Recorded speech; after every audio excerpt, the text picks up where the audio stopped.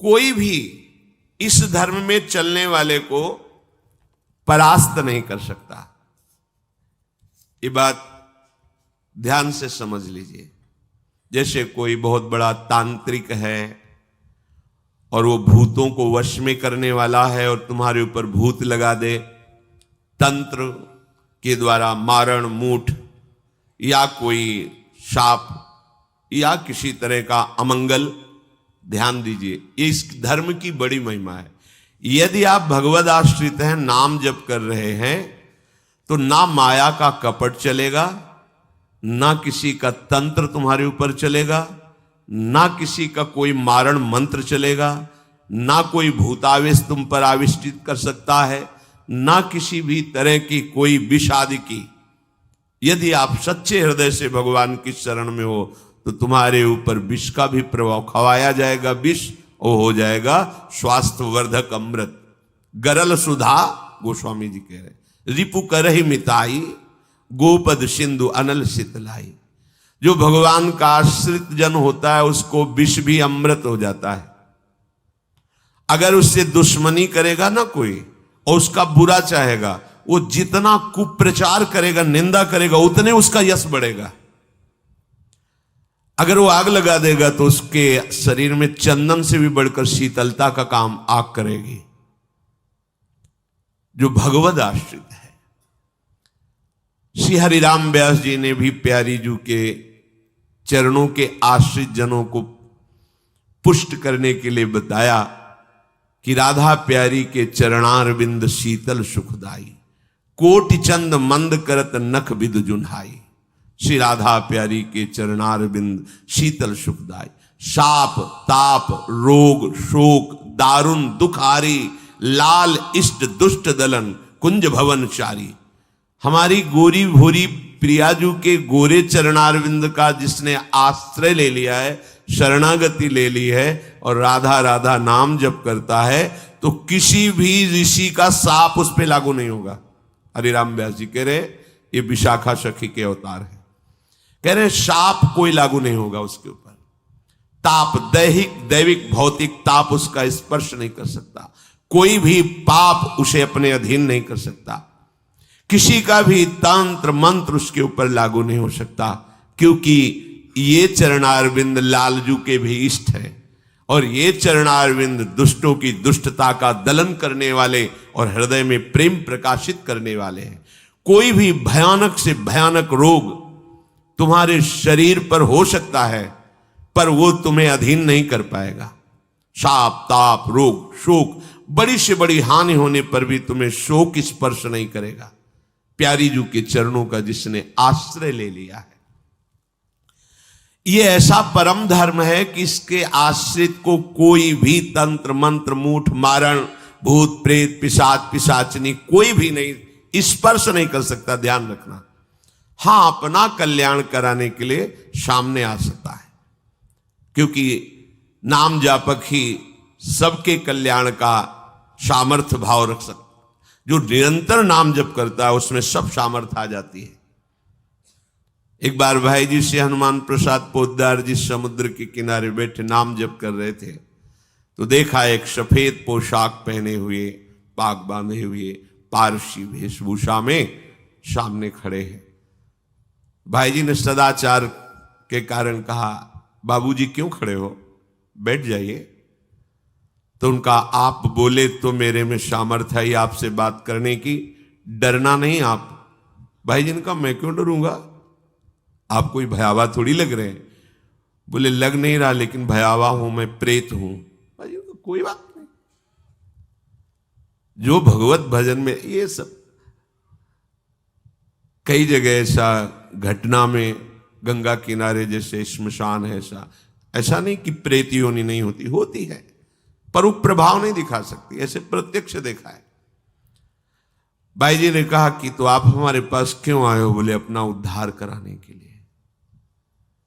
मुझे गीता कंठस्थ है, बहुत से शास्त्र कंठस्थ हैं, पर कुछ ऐसी मेरे से गलतियां हो गई जिनके परिणाम रूप मुझे प्रेत योनि प्राप्त हुई है।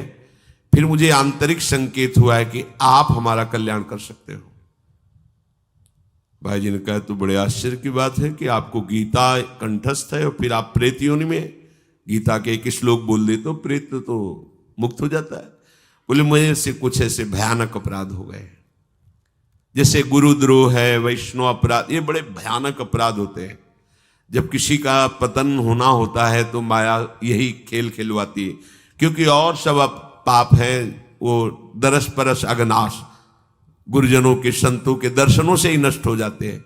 लेकिन संत द्रोह, नाम जापक, वैष्णव द्रोह, गुरु अवज्ञा, गुरुद्रोह, ये भयानक अपराध होते हैं, इनसे दुर्गति हो जाती है। तो अपना कल्याण करने के लिए कोई ऐसा भले नहीं तो किसी भी भक्त के सामने, भगवद आश्रित नाम जापक के सामने किसी का चेटक नहीं चलता है। मथुरा दास जी की भक्ति का प्रभाव, हजारों लोग अनुयायी, हजारों लोग शिष्य बन गए। तो अब वो तांत्रिक था, तंत्र मंत्र का उसे बहुत ज्ञान था। श्री मथुरा दास जी जिस नगर में रहते थे वहां वो जाकर अपना नाटक शुरू किया। उसने सब जगह प्रचार प्रसार किया, मैं गंडकी नदी में 12 वर्ष तक खड़े होकर के तपस्या करके आया हूं, केवल दूध का आहार करता था, उसके प्रभाव से शालिग्राम भगवान हमारे बस में हो गए। और आप सबको मैं दिखा सकता हूं कि शालिग्राम मेरे वश में है, देख लीजिए।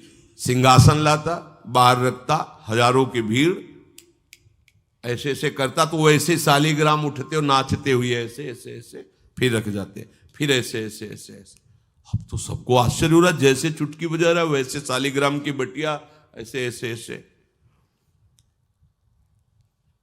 लोग भीड़ कटने लगी, क्योंकि अब जैसे राधा राधा कहो, कोई जंतुर नहीं है, कोई भस्म नहीं है, कोई वादा नहीं है, तो फिर कम वहां तो दिखाई दे रहा ना ऐसे, देखो ये सब तो लगता है ना कि हाँ। अब हमसे पूछो कि हमारे मन में क्या चल रहा है, हमें नहीं पता है। हमें ये देखना है कि हमारे प्रिया जी के मन में क्या चल रहा है। मन मन की रुचि जानिने, मुझे अपनी लाडली की मन की जान के उनकी परिचर्या में रहना है कि तुम्हारे मन की जान के तुम्हारी परिचर्या में रहना है। हाँ, तुम यदि मन से ऊपर उठना चाहते तो हमारी बात मान लो, मन को अधीन करके, और मन के अधीश्वर भगवान में तुम्हारा प्रेम हो जाए, तुम्हारा जीवन कृतार्थ हो जाए। अब वहां नाम नंद नंदन का भजन पद्धति, तो जो कमजोर लोग थे उन्होंने कहा कि आज तक कोई चमत्कार तो दिखाया नहीं मथुरा दास जी ने। देखो ये हैं संत, 12 वर्ष से दूध पी के गंडकी नदी, 12 मिनट भी नहीं खड़ा होगा कभी। अब भेंट जो जितनी चढ़ाएगा उतने उसके दुख नष्ट होंगे। अरे भैया वहां तो रुपया सब समेटता, फिर दूसरे मोहल्ले में, पूरे गांव में अब तो जय जयकार, शालिग्राम भगवान को नचा। कोई सेवा की सामग्री लेने गए थे मथुरा दास जी की श्रीअंग सेवा में जो रहते थे संत जन, उन्होंने देखा, वो आए, बोले महाराज एक बड़ा चमत्कारी महात्मा आया, वो कह रहा 12 वर्ष से हम दूध पीकर गंडकी नदी में वो ऐसे ऐसे करता तो साल। तो बोले भैया भक्त तो हो ही नहीं सकता, भक्त भला भगवान को अपना प्रदर्शन क्यों बनाएगा और उसके बदले में भेंट लेकर के, ये तो नाटक है भैया।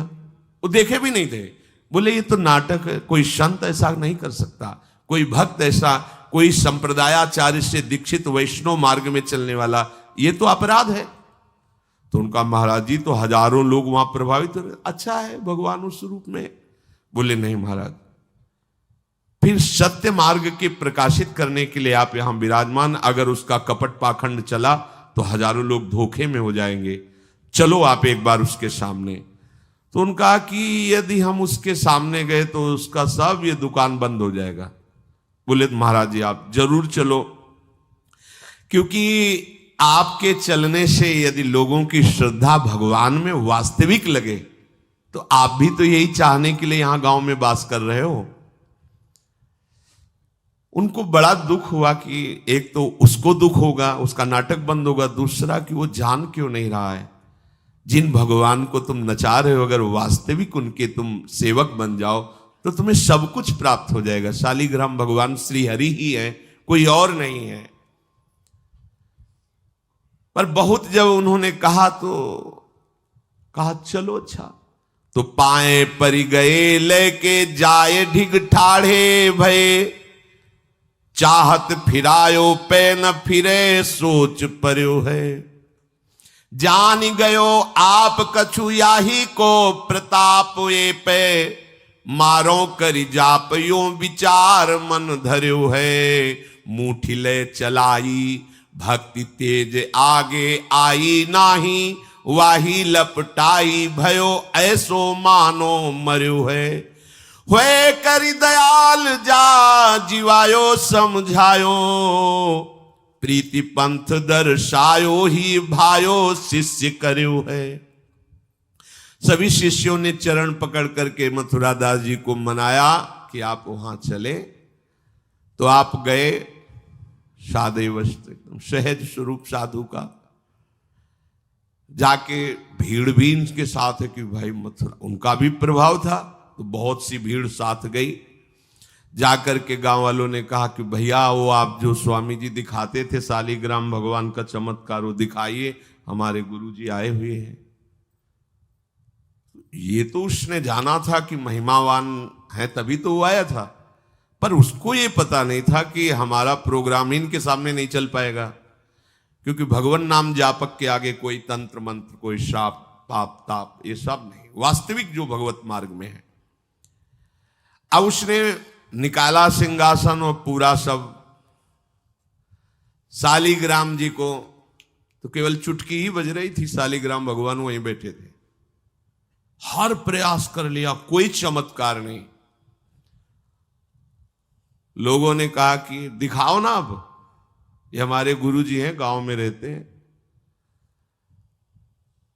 अब भक्त की निष्ठा के सामने भगवान को भी छोटा बनना पड़ता है।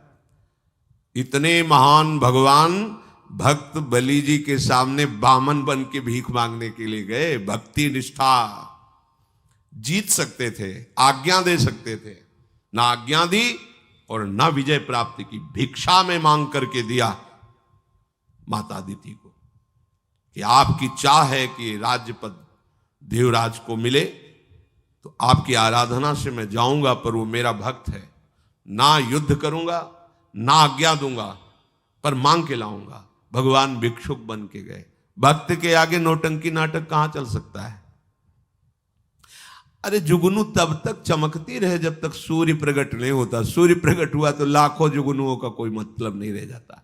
नौटंकी नाटक, ये साधुता का भेष धर के कितने दिन चलेगा? जिस दिन पोल खुलेगी ना, उस दिन सब नष्ट हो जाएगा, सब नष्ट हो जाएगा। लोग परलोक तो पहले ही नष्ट हो चुका था।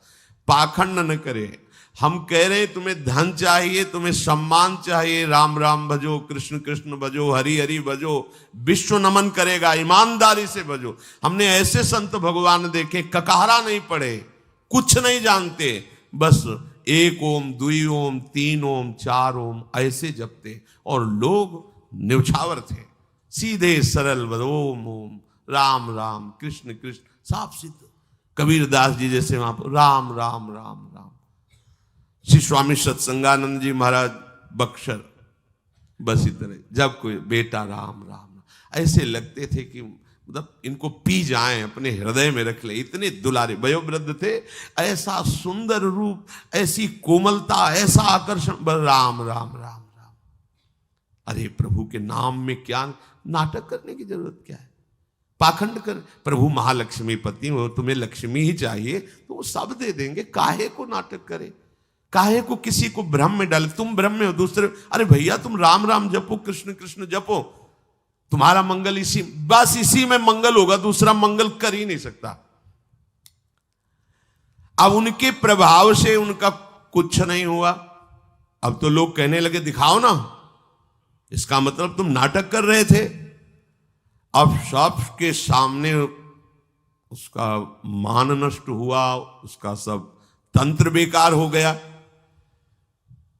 कुछ लोगों ने कहा पकड़ो और मारो इसको, पीटो, बहुत नाटक करके रुपया कमा लिया, सब छीन लो, धन छीन लो।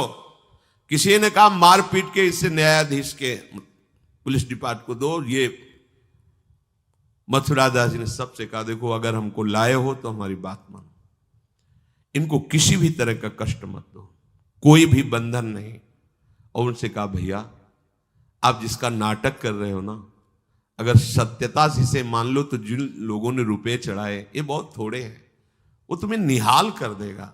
सत्यता से भजन करो, ये काहे को नाटक करते हो। इतना कह के वो चले गए।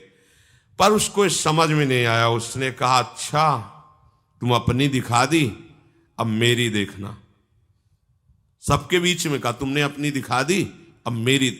मूर्ख को समझ में नहीं आता। उसने कहा, ठीक है तुमने दिखा दिया, अब कल सुबह तक तुम देखना कि मैं तुम्हारा क्या करता हूं। क्योंकि उसे मारण का प्रयोग आता था। अब ये क्रोध उत्पन्न हो जाए तो राक्षस बना देता है, और क्रोध उत्पन्न होता है कामना से, और उसकी कामना सब नष्ट हो गई ना, सब किया कराया सब माटी हो गया, क्योंकि लाखों लोग प्रभावित हो रहे थे। अब वो क्रोध के वशीभूत होकर तामसी जप करने लगा। तामसी जप होता है विनाशकारी। अपवित्र सिद्धियां उसके पास थी। पवित्र सिद्धियां भी होती है जो दूसरों का मंगल करती हैं, अपवित्र सिद्धियां होती हैं जो दूसरों का नाश करती हैं।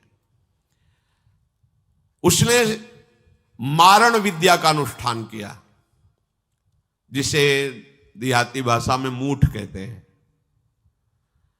आज मैं इस अभिचार से उस महात्मा का सर्वनाश कर दूंगा। भूल भूल भारी भूल। जो साधु की मीच तक है वो उसी मीच से मरता है। ये तो समझ में ही नहीं आया। सरस्वती जी को देवता और ब्रह्मा जी सब प्रार्थना कर रहे हैं कि अयोध्या वासियों की बुद्धि तो बदल दी, वापस गए। भरत जी आ रहे हैं, इनकी बुद्धि बदल दो, नहीं भरत जो कहेंगे वही राम करेंगे। तो दिमाग पलट गया है भरत की बुद्धि। अरे प्रभु का इशारा था, इसलिए अयोध्या वासियों की बुद्धि बदल दी। भरत जी के विषय में सोचोगे भी तो नष्ट हो जाओगे।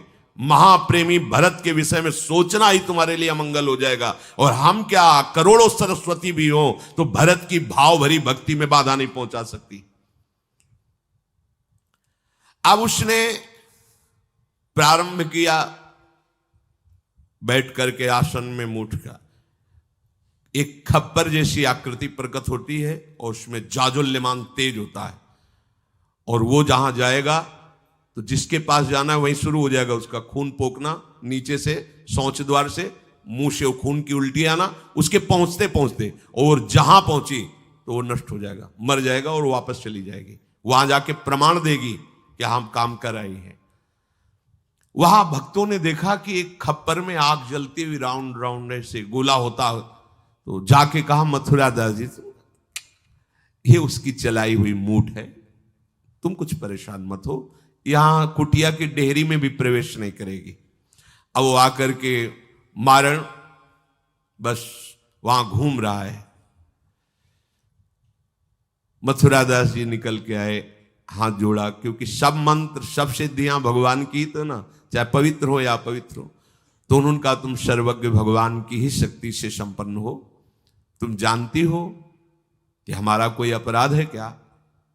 अगर अपराध है तो हम बाहर निकल के आते हैं, आप हमें नष्ट कर दो। यदि अपराध नहीं है तो जिसके द्वारा किया गया उसको दंड दो। तुरंत मूठ वापस हुई, कोई मंत्र मंत्र नहीं पड़ा, तुरंत वो मारण वापस हुआ। उधर शुरू हो गया उसका खून, नीचे से ऊपर से, जैसा इनके जैसे काशी नरेश को जब पौंड्रक राजा के साथ भगवान ने उद्धार किया तो उसके लड़के का नाम था सुदक्षिण। वो पंडितों से विला बोला, ऐसा मारण प्रयोग कर सकते हो कि द्वारिका को मैं द्वारिकाधीश नष्ट कर दे। मंत्र में ताकत होती, पर उनको ये पता नहीं था जिससे मंत्र प्रकट हुए भला उन पर कैसे प्रभाव चले। उन्होंने कहा हाँ, तो उनका भारी दक्षिणा देंगे। तो काशी में अनुष्ठान शुरू हो गया और प्रकट हुई कृत्या। ऐसा नहीं, मंत्रों में ताकत होती है। पर भगवान शिव ने प्रकट होकर कहा था कि जो ब्राह्मण भक्त नहीं है, जो ऋषि भक्त नहीं, उसी पर ये मारण का प्रयोग काम करेगा, अन्यथा नहीं। तो भगवान का नाम ही नमो ब्रह्मणे देवाय गो ब्राह्मण हिताय च। अब मारण कृत्यारूप रखकर द्वारिका को जलाने के लिए गई। द्वारिकावासी भागे, भगवान से कहा, भगवान ने सुदर्शन जी को आज्ञा किया करो हिसाब। भगाते हुए कृत्या को ले गई, तो कृत्या ने पहले उन ब्राह्मणों को मारा तो दक्षिण को मारा, फिर सुदर्शन ने कृत्या को नष्ट किया और पूरी काशी में आग लगा दी। ये भागवत में वर्णन है। भगवत भक्त या प्रभु के ऊपर कोई मारण चलेगा क्या? वो मारण उसी बाबा जी के पास जो नौटंकी कर रहे थे शालिग्राम के नचा, अब तो त्राहिमाम मच गया। और वो संत भगवान गए, क्योंकि पता था कि बचेगा नहीं, मंत्र का प्रयोग है। गए और भगवान नाम उच्चारण किया, कृष्ण कृष्ण कृष्ण। नंद नंदन के उपासक थे। और मूठ से कहा शांत हो जाओ, भक्त की आज्ञा का पालन हर मंत्र करेगा, क्योंकि मंत्राधिष्ठात्र भगवान का दास है। शांत हो गई मूठ। और उनसे कहा भैया देखा, तुम्हारा ही मंत्र तुम्हारे को अभी मार देता, अब सुधर जाओ। मतलब मृत्यु दशा को प्राप्त हो गए थे। संतों के हृदय में बदला लेने की कहीं कोई वृत्ति नहीं होती। संत कभी नाराज होते हैं तो उसमें मूल देख लेना आप विचार करके। आप जब अपना अमंगल करना अपना, तब वो आपसे नाराज होंगे। अगर आप उनका कोई कष्ट, वो नाराज नहीं होंगे, वो सह जाएंगे और आपका मंगल मनाएंगे। जब आप अमंगल अपना कर, तब वो डांटते हैं। अगर आप वो ये देख लें कि आप प्रहार कर रहे हो, तो फिर वो नहीं, फिर तो तुम्हारा मंगल मनाएंगे, आप उनको मारो, कभी डांटेंगे नहीं। बड़ा कोमल चित्त संतों का होता है। संतों के हृदय को केवल संत ही जान सकते हैं।